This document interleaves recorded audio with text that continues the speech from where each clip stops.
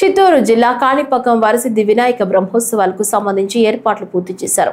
శ్రీ స్వామివారి వార్షిక బ్రహ్మోత్సవాల సందర్భంగా ఏర్పాట్లపై దేవస్థానం ఈవో పెంచల కిషోర్ విస్తృతంగా పరిశీలించారు.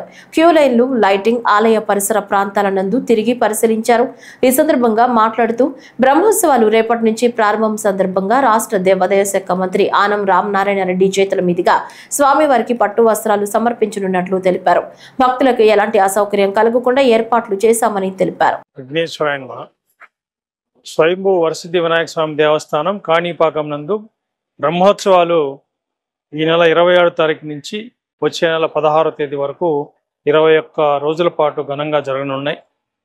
వినాయక చవితి రోజు అనగా 27వ తారీఖున గౌరవ ముఖ్యమంత్రి వారి ఆదేశాల మేరకు మన దేవాదాయ ధర్మాదాయ శాఖ మంత్రివర్యులు శ్రీ ఆనం రామనారాయణ రెడ్డి గారు మనకి ఈ వరసిద్ధి వినాయక స్వామి వారికి పట్టు వస్త్రాలు సమర్పించడానికి విచ్చేస్తున్నారు.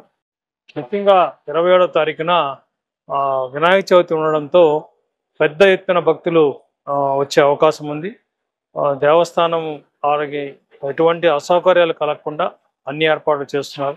సుమారుగా 70,000 మంది వరకు ఈ వినాయక చవితి రోజున స్వామివారిని దర్శించుకునే అవకాశం ఉంది.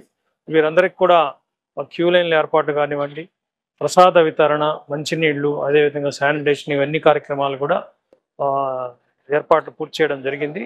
ముందస్తు ఏర్పాట్లు, అదేవిధంగా బందోబస్తు అరేంజ్మెంట్స్ కూడా పోలీస్ సిబ్బందితో ఎస్ఐ గారు మరి పై అధికారులందరూ కూడా పర్యవేక్షిస్తున్నారు.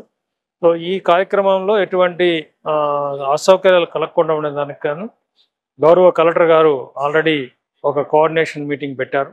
దీంట్లో ఎస్పీ గారు ప్రధానంగా పార్టిసిపేట్ చేశారు.